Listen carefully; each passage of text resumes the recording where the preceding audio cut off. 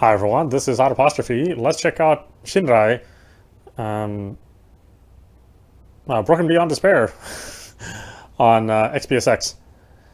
Okay, we have options here. Oh gosh, it looks so cute.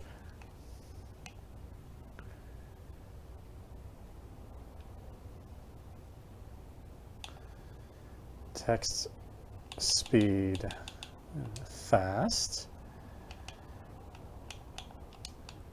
I think it's just a little loud, personally.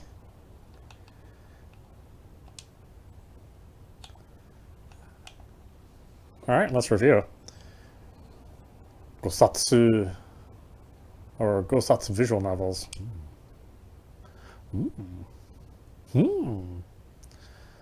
This story is a work of fiction. Any resemblance to real people, if it... Prologue. The Black Cat and the Red Bird.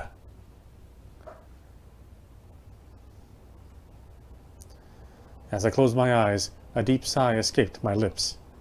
It took quite some courage to do this, but after a bit of hesitation, I finally managed to turn around and step in front of her. I didn't want to do this. I really didn't want to. I already knew I was going to regret it, so why? Why was I still doing this? Was it simple curiosity? Or the futile hope that it wasn't going to be that bad? Whatever the case, I just wanted to get this whole thing over with. So, without further ado, I opened my eyes. Just a few inches away from me.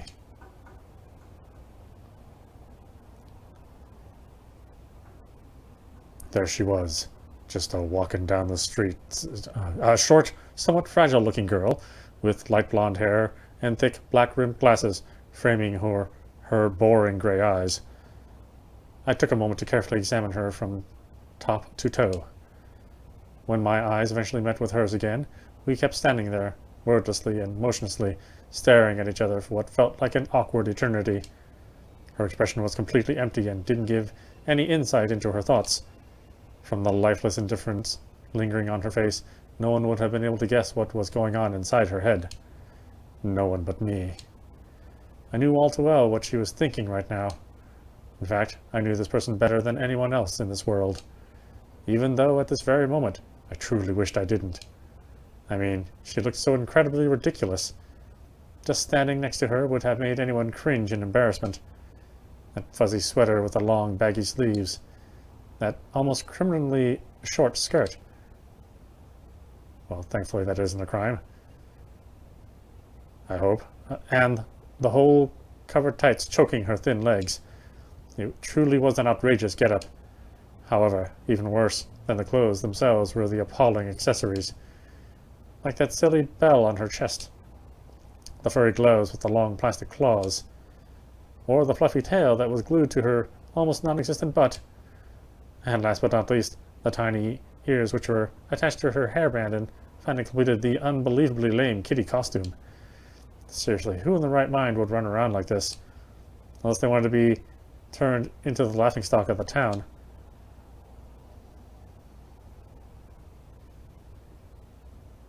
But there was no need to say a word about it. By now, the indifference on her face had transformed into utter disgust. She knew herself how ridiculous it was. Yet, yes, her expression clearly showed that she was anything but happy to wear this humiliating abomination of a costume. Naturally, this begged the question. Why was she wearing it then?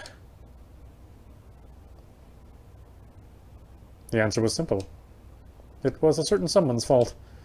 A certain someone who had asked her to wear it. Someone who had been so incredibly persistent about it, she had ultimately given in to that preposterous request. Just like she always did. But not anymore. And to make that clear beyond a doubt, she raised her voice and yelled as loud as she could. Forget it! Frustrated, I turned away from the mirror, took off the stupid gloves and the fuzzy sweater, and threw everything right into that certain someone's devilishly grinning face.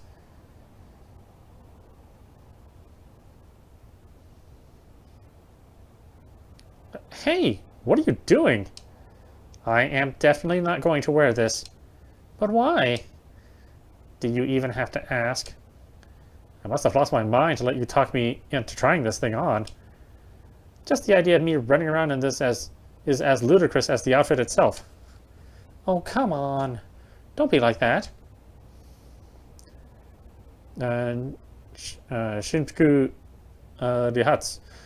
Date of birth October 5th, 1975. Age 35. Occupation composer, hairstylist. Likes everything fluffy, shopping, teasing people. Dislikes killjoys, punctuality. Dihatsu Shinjuku. My mother, unfortunately. She had begged me the entire day about trying this outfit on until I had been so frustrated that I had simply agreed to it, even though I really should have learned my lesson by now. It was always the same with her. When she wasn't working as a hairstylist or composing music for video games, she dedicated her life to the sole purpose of harassing me, her one and only daughter, never passing up on an opportunity to tease or embarrass me, especially in front of others. Of course, she always denied these claims, assuring me that she didn't try to humiliate me. However, that was kind of hard to believe when a big mischievous smile was spread across her lips like that.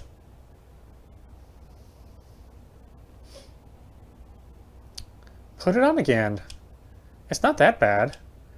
You look so incredibly cute in it that I literally could hug you to death. I don't want to be hugged to death, though. And I also don't want to disgrace myself in front of my classmate by wearing this grotesque thing.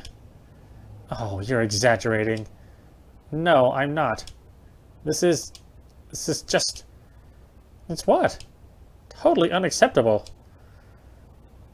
Totally unacceptable. I told you I wouldn't wear any silly costumes, but I certainly won't take a single step outside in this atrocity. Yeah, totally exaggerating. I thought you were required to wear a costume. There's a big difference between a costume and a degrading piece of textile trash. Besides, wearing a costume is not required. They said I should, if possible, but it's not mandatory.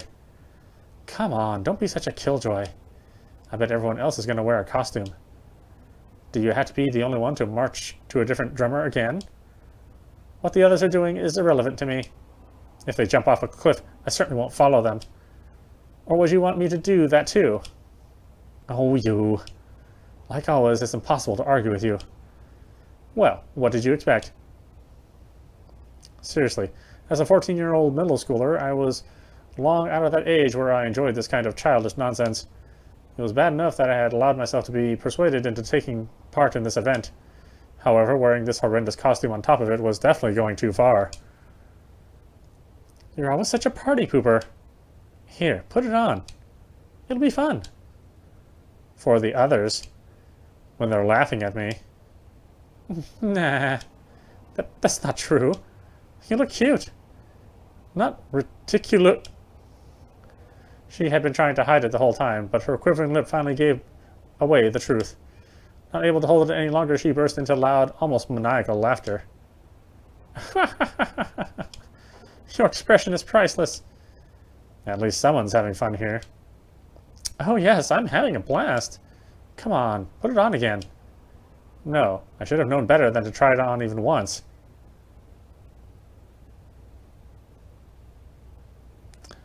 While she kept laughing, I took off the rest of these disturbing clothes, which couldn't even be deemed acceptable as a moth meal, and threw them in the garbage bin. Then I opened my closet and grabbed something I was actually able to feel comfortable in. All right, much better. Much more boring. Hey, don't look at me like that. Is this what I get for merely trying to help you? Help me? You just wanted to get a good laugh out of this. Admit it. Who knows? And while she was still giggling to herself, I was buttoning up my cardigan.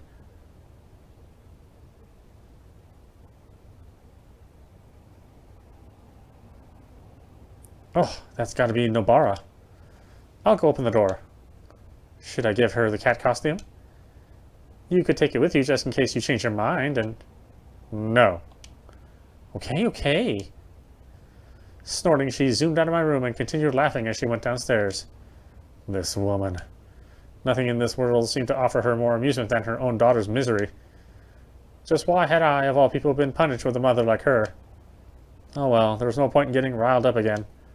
Besides, if nobody was here, I had to hurry so I wouldn't keep her waiting. With that in mind, I picked up the pace a little, and once I was ready, quickly hopped down to the stairs. my friend was already standing in the doorway, waiting for me. The moment our eyes met, she greeted me with her trademark salute. And there she is. Yo, Reiko-chan. Hi, Bada-chan. What's up? You ready to roll? Akadori Nobara. Date of birth March 22nd, 1996. Age 14. Club basketball. Likes rap, sports, video games. Dislikes ghosts, graveyards, hospitals.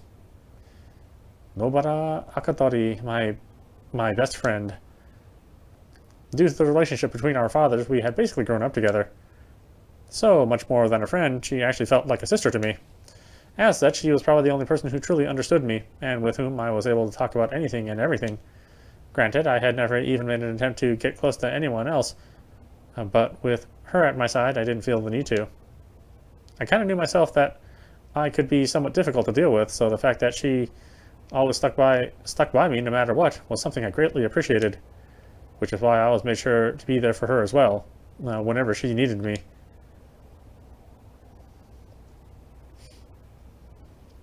Just give me another moment and we can leave. It's cool. No need to hurry. Even though she said that, I couldn't help but put on my shoes as fast as possible. While doing so, Bada-chan kept watching me, flashing the happiest of grins. Huh? What's so funny? Oh, just so surprised you're coming along is all. I see. Well, I promised you. Yes. Thanks again for that. Don't mention it. I have to say, though, I'm still surprised you actually wanted to go there. You know what it's all about and what we're going to do there tonight, right? Yes? What was I going to do? Rai was giving me them puppy eyes again. Just couldn't say no. I mean, she apparently put a lot of effort into this. Well, I just hope you're not going to regret it once we're there. Nah, I'll be fine. I prepared myself. Nothing can faze me now. Oh? Then I guess I don't have to accompany you after all. What? Wait. You have to come with me. For just in case. I will. Don't worry. So, how exactly did you prepare yours? Hey! Just as I had put on my shoes and turned around to get my bag, I caught my mother right in the despicable act of trying to stuff that manifested form of black defamation into it. Without hesitation, I quickly snagged it away from her. Aww. You sure you don't want to take the costume with you? Yes, I'm sure. Bada-chan isn't wearing one either, see? Lol, at first I was actually thinking about wearing a costume, but then I was like, nah, because I had no clue what to pick. Didn't you want to customize yourself, right, Kachan? No. Yeah, it would have surprised me anyway. You're just not the type to do that. That said, what's going on with them kitty ears? Kitty ears? What do you... Wait, what the... She was right. When I carefully patted myself on the head, I could feel them. Fluffy kitty ears. I'd totally forgotten to take off that hairband with the cat ears attached to it. Alright, take good care of my Reiko and make sure she's having fun, yes? Nobara-chan? Yes. Hey, wait a sec. Bye-bye. Good night. Have fun. What are you... Before I knew what was going on, Bada-chan and I had been pushed outside by my mother, who instantly slammed the door shut behind us. I quickly turned around, but it was too late. The clicking sound of the lock let me know that she wasn't willing to open up again. I aimed my gaze at the translucent window next to the door.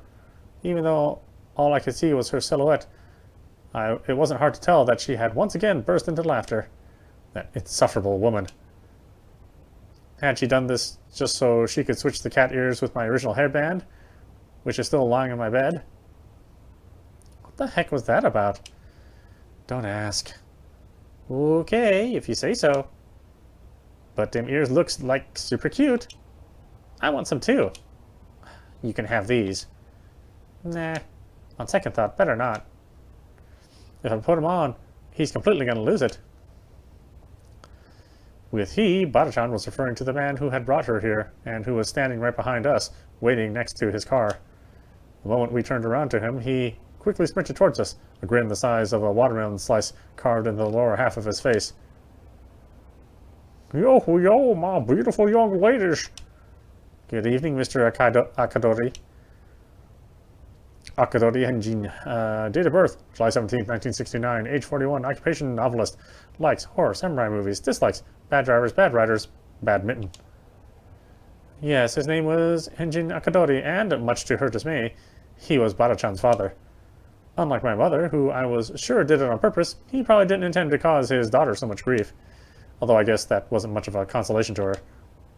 Mr. Akadori was the very definition of an overprotective and overly affectionate father. One in whose mind his daughter had never grown past the age of a toddler, it seemed. His constant barrages of adoration often crossed into rather cringe-worthy territory, to the point where even I felt deeply embarrassed, whether I was hit by the occasional stray bullet or not.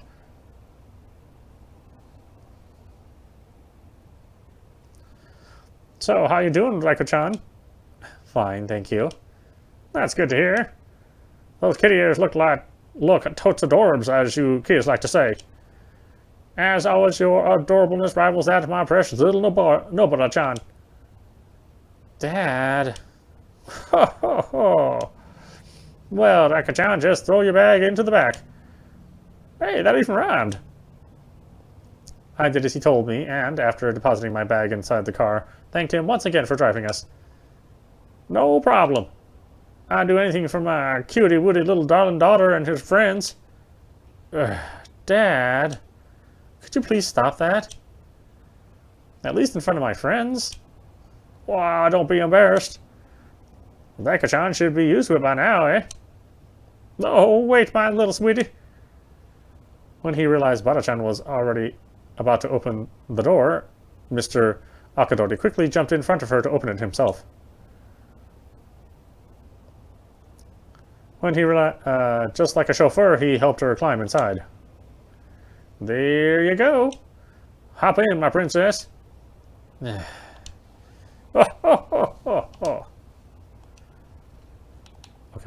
Wow, that music actually is... Now it's like totally drowning every sound out. Okay, calm down, background music. After she had gotten inside, mumbling to herself in frustration, I took my place next to her on the back seat. Mr. Akadori closed the door, walked around the car, and, after jumping inside himself, started the engine while winking at us through the rear-view mirror.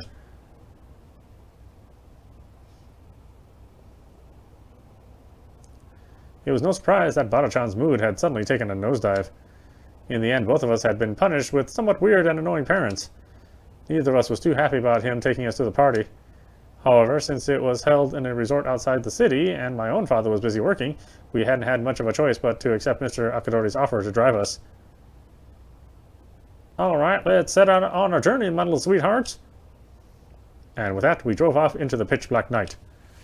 I know it might already be a little too late for this, but I want to take this opportunity to properly introduce myself. Shinbuku Raiko. Date of birth August 14th, 1996, age 14. Club literature. Likes cats, peace and quiet reading. Dislikes ignorance, parties, troublemakers. My name is Raiko. Raiko Shinbuku.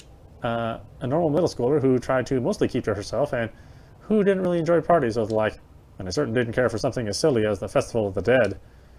Yet here I was on my way to my very first Halloween party. And what a party it was going to be. Given its theme, we expected all kinds of horrors to lie in wait for us. However, neither Bata-chan nor I had been prepared for what was actually going to await us.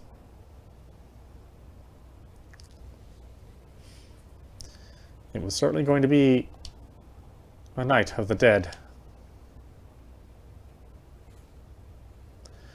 You can now access the character profiles and notebook from the main menu. To open the main menu, press hamburger. New notebook entries have been added. New diary entries have been added. New character profiles have been added. Can I get a side of garlic bread while you're adding stuff? Chapter 1, Relaxation.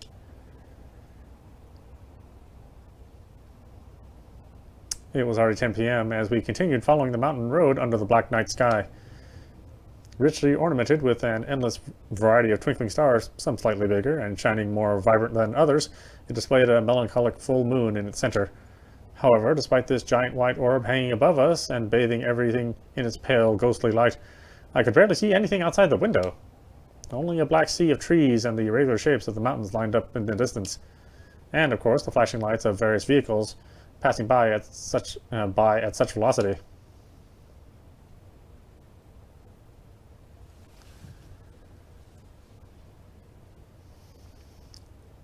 They had already vanished into the darkness behind us the moment I took note of them.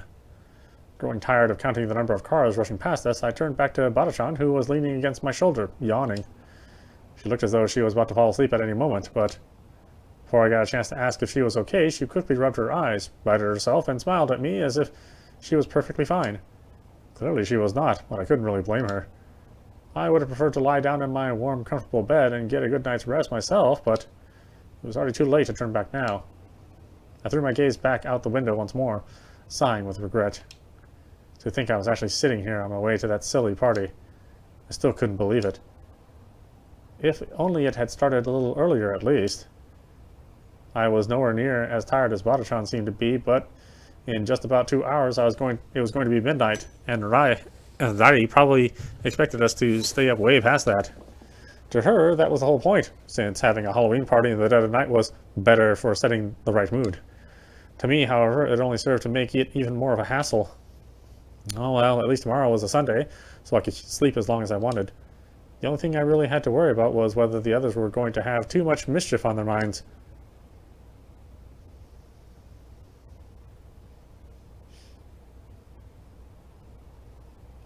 Whoa, what the hell? Brain dead jerk. Just because you're driving a big truck doesn't mean the road belongs solely to you, asshole. Egotistical numbnuts, that really pisses me off. Hope he gets into an accident. Would so serve him right.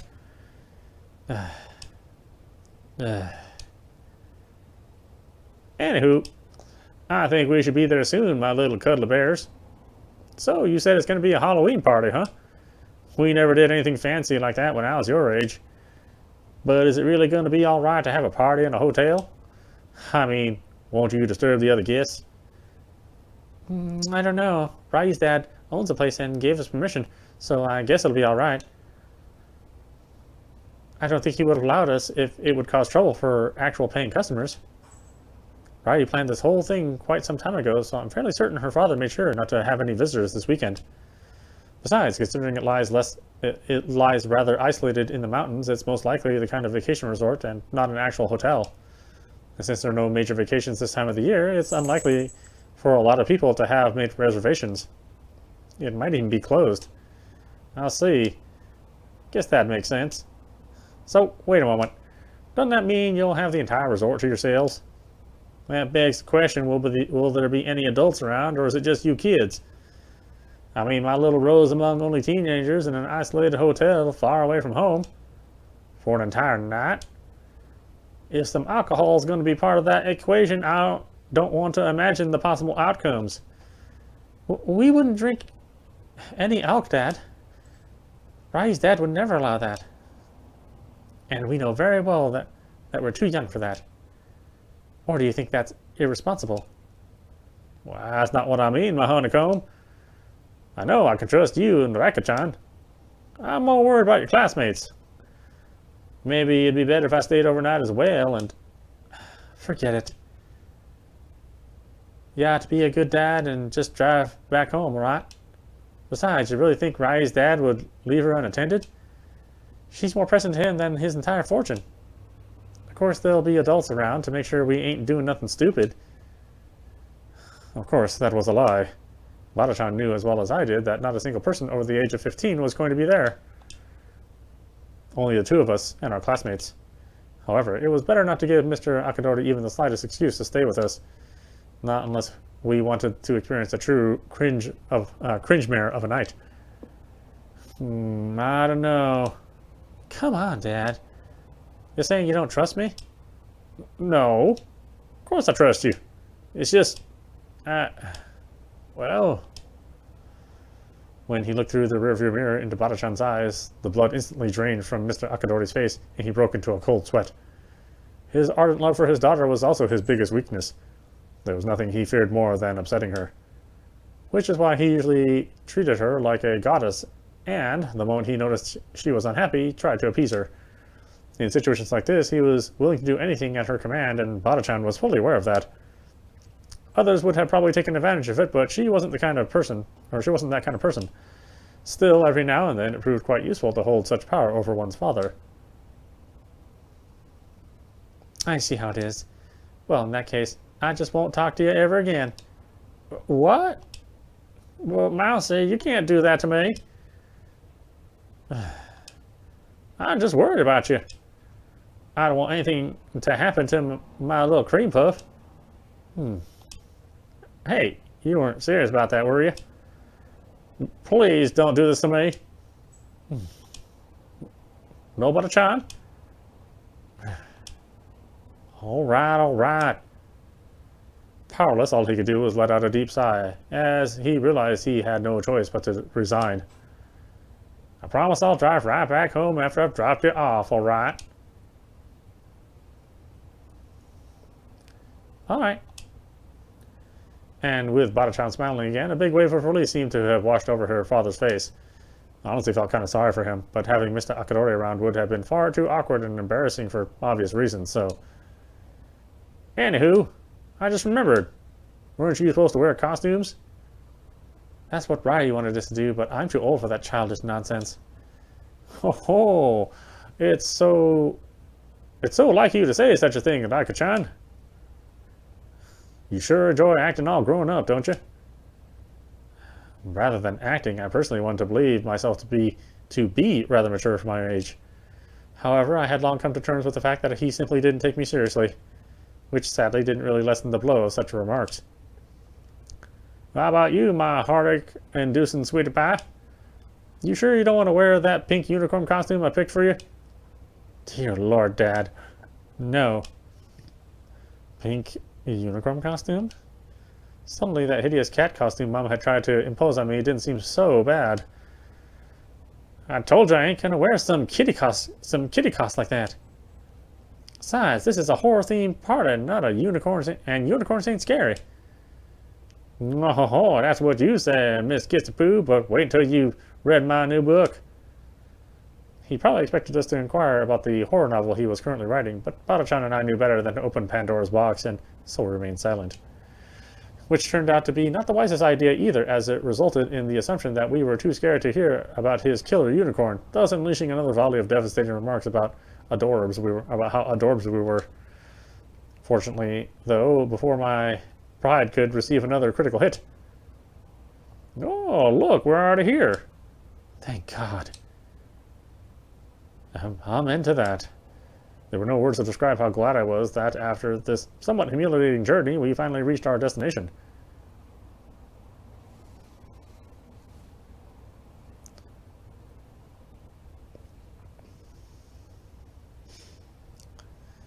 Woo! It's quite chilly out here, isn't it?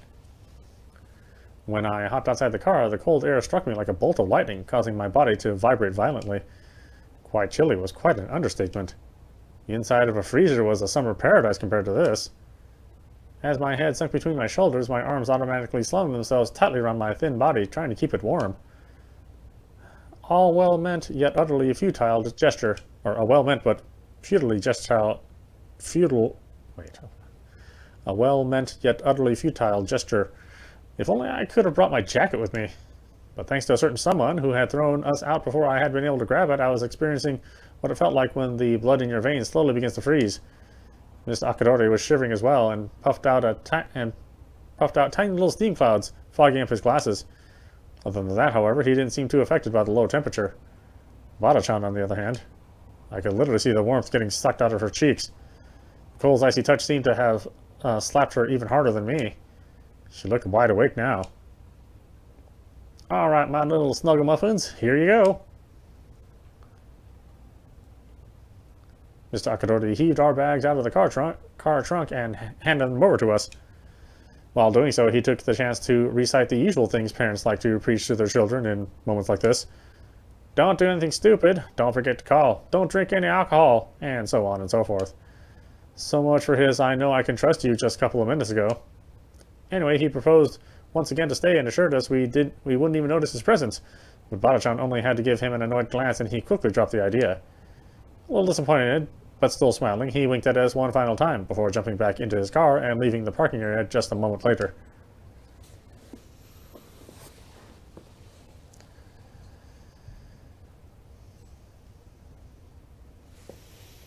Actually, give me 1 second.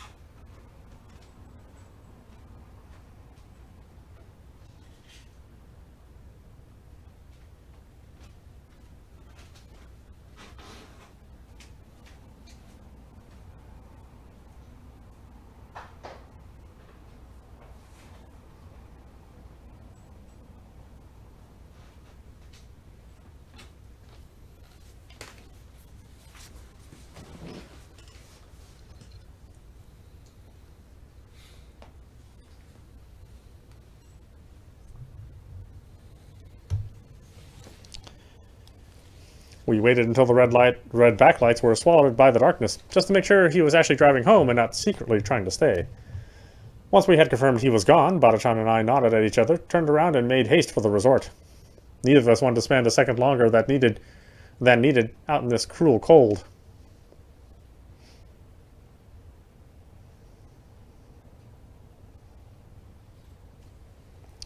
We headed towards the dim lights of a pair of old stone lanterns which guided our way. There were a bunch more of them guarding a long staircase that climbed up a rather steep hill. Latched at its top was the resort, an old-fashioned Japanese-style 3-story building surrounded by a dense black forest. Seeing this, I couldn't help but think it would have been the ideal backdrop for a horror movie. No wonder Rai had chosen this, of all places, as a setting for her little party.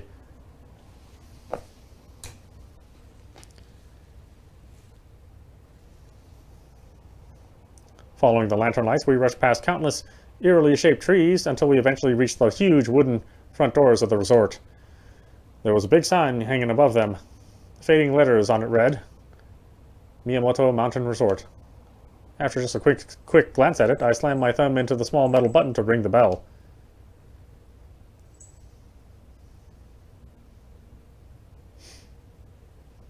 It didn't take long for the bulky doors to open with a deep wooden groan.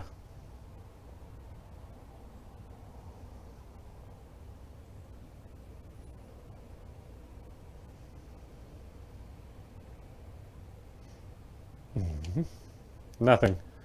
A little bewildered, Bada-chan and I stared at the pitch-black entrance before us. There was not the faintest source of light visible inside, nor any sign of anyone to greet us. Slowly we turned our heads and looked at each other dumbfounded. What was going on here? I would have expected Rai to jump out at us, or at least Runa to show up and welcome us, but...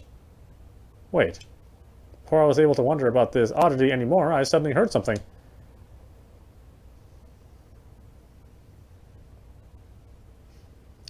Footsteps? Yes, I could hear slow, heavy footsteps echoing from inside. Bada-chan seemed a little nervous and moved closer to me, almost hiding behind my back. We continued gazing into the thick mist of blackness ahead of us, listening closely to the sound of those footsteps. As they drew nearer, I could eventually make out a shadowy silhouette moving towards us. Just a couple of moments later...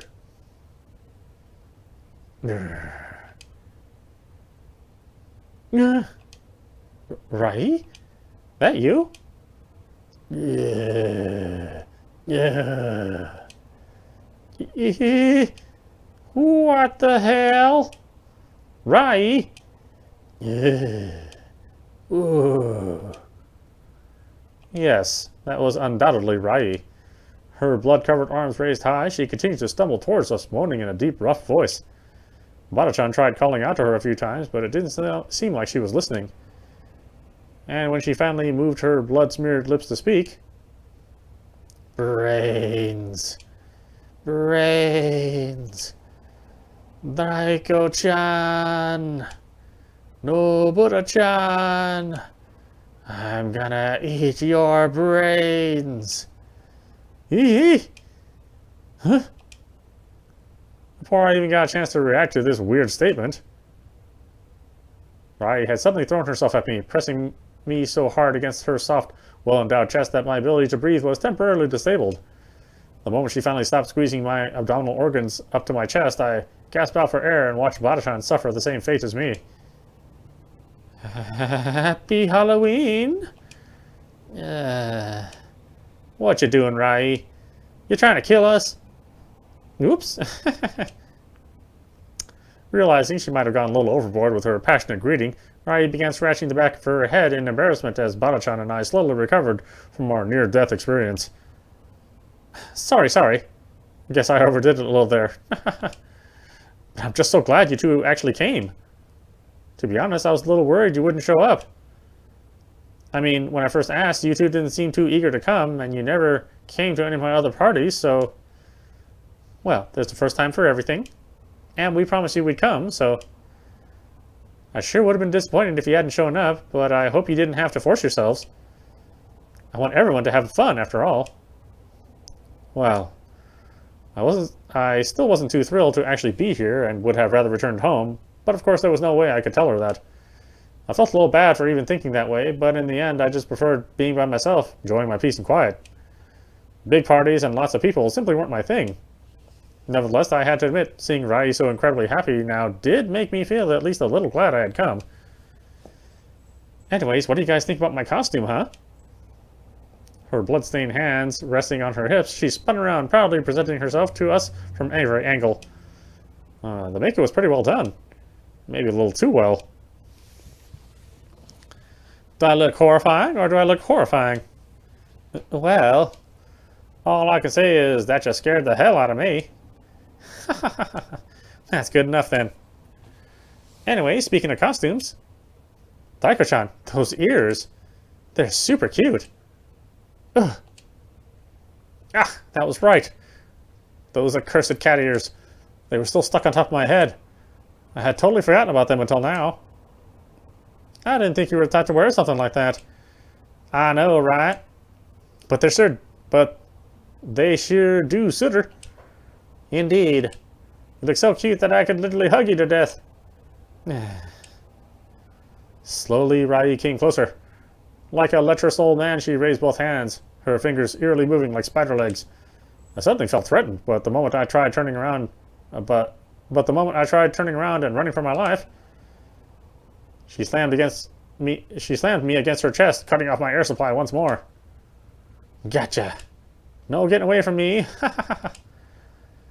I tried wriggling myself free, but to no avail.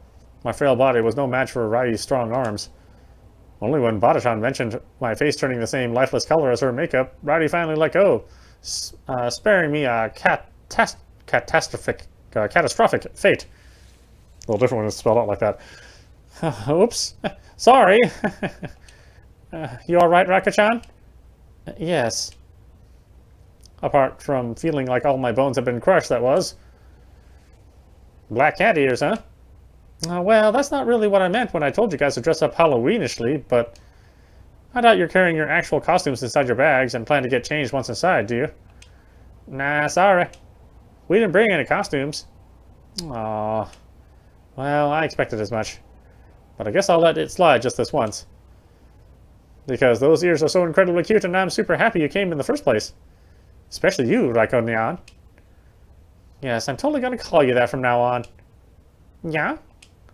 Oh god, that cuteness. Come here, Raiko-nyan. Give Mommy Rai a hug. I had no clue what this nonsense was about, but I didn't get time to ponder it. For the third time within a mere 2 minutes, Rai seized me within her arms. And this time she was using such brute strength that it literally felt like she was going to hug me to death. I started to feel a little lightheaded and my vision began to fade, but fortunately... Hey, don't you kill her now. Don't worry. I'll be careful not to break her.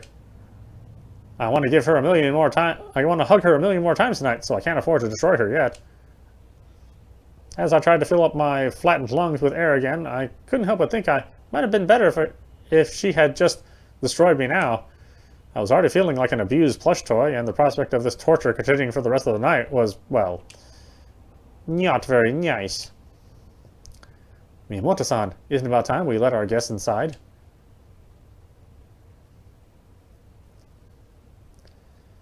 Are you planning to let them freeze in the caress of the cold night? Oh crap, you're right. Sorry, guys. Rika and Yan's ears were so distracting, I kind of forgot about that. Honestly, Miyamoto-san, as the host, you should be more considerate of your guests. Well, that's what you're here for, right? To compensate for your lack of manners. Hey! Speaking of which, I'm ashamed to have forgotten my own. Shinpuku-san, Akadori-san. It's good to see you. With a gentle smile, the girl in the blood-stained kimono bowed elegantly to greet us. Her movements were very precise and refined, just like I had come to expect from her. She was the exact opposite of Rai. Yo, Runa, what's up? Hello. Alrighty, we should really head inside now. Don't you guys I don't want you guys catching a cold. So come on. You can leave your bags over there by the counter. Of course, she didn't need to tell us twice. I had honestly kind of forgotten about the freezing temperature, what with all the hugging causing my body to almost go numb. Nevertheless, I was happy to escape the embrace of the cold night. So, without wasting a second longer than needed, Bata-chan and I hopped past our classmates and finally took shelter inside the well-heated mountain resort.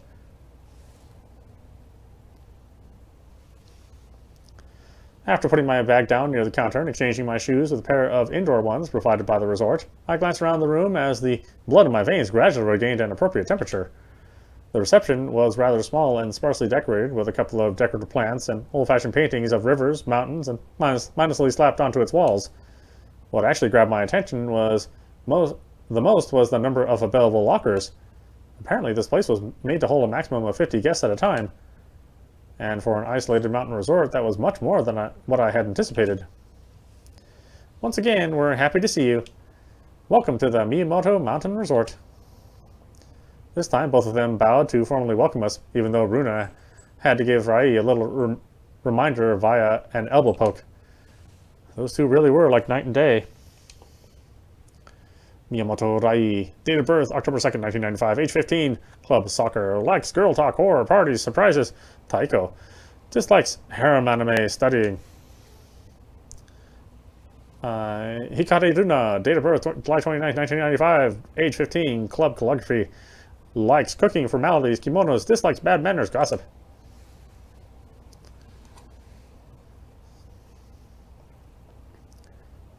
Rai Miyamoto and Runa Hikari, the two of them were polar opposites. Whereas the tomboyish Rai was the loud and chaotic type, Runa was a very reserved and refined young lady, giving off the impression that she was the offspring of a noble family. Ironically, however, it was the exact other way around. Runa was the daughter of a fishmonger, and Rai was the one whose father was rather wealthy. The Miyamoto family didn't just own this mountain resort, but several across the country, as well as a few first-class hotels. One couldn't help but wonder if the two of them had actually been switched at birth. Either way, they were some of the few people I exchanged words with on a regular basis at school, which was mostly because they like to spend lunch break with us for some reason. Something that had always perplexed me, given how unsociable I intended to be. So, everyone else is already here? Yes. Adding the two of you, we're finally complete. Nice. So, how many are there then? All in all, 10 people. What? Only 10? And didn't you invite more? I did, but everyone who isn't here yet called earlier saying they won't make it. Oh, that sucks. I know, right? It's Kenji and his gang. Every single one of them had some other lame excuse. Food poisoning my undead ass. I know they went to Misaki's party instead. Traitorous dogs. Well, at least the most important person is here, so everything is fine. Isn't that right, Miyamoto-san? Let me guess. Taiko-kun. Maybe. That girl. Oh well, I already figured as much. Of course, she hadn't organized this whole thing just to have some fun with her classmates. Rai wouldn't be Rai if she didn't have some ulterior motives. You gonna try going after him again? Of course. And this time I'll succeed. Although, it probably won't be as easy as I hoped. And while she said this, her eyes suddenly narrowed with suspicion as they shifted to me. Huh? I underestimated you, Raikkonyan. I didn't think you'd pull some dirty trick like that. Come again? Thanks to those kitty ears, your cuteness levels have shot through the roof. I have to agree. They make you look extraordinarily adorable, Shin-san. Curses, not again. This was so embarrassing. I should have taken these stupid ears off during the car ride. Alright, why don't we stop it there for now. This is audap, and you've been... Go back out here first. Is he going to let me leave? Okay. Why is this so difficult? This is audap. You've been watching Shinrai Broken Beyond Despair on xbsx, Series X. Again, you can get this on multiple platforms, so this isn't the only place that you can play this game, but it happened to be on sale, and I happen to be buying another game, so I figured why not here. Yeah, so far it's interesting. Obviously, there's you know, none of the core horror stuff happening quite yet. Just setting up some characters and getting to know everybody. I do like the translation so far. It's not, you know, too terribly awkward, unlike some other games which we've been playing recently. You know, and even though the artwork is presented in 4:3, obviously this must be an older title. You know, I think it's okay. It's not your typical, you know, glossy anime, so it's a little chunkier and dirtier than that, and I think that's appropriate for the kind of game it is. So yeah, check it out if you'd like. It's like $12 right now. I think it's normally 15 outside of the sale. If you like what you saw, we'll read more of this as time goes along. I'll try to finish it before Halloween, or maybe on Halloween. I don't know. Depends on how long it is, I guess. Anyway, I hope you enjoyed watching. I will see you at the next stream.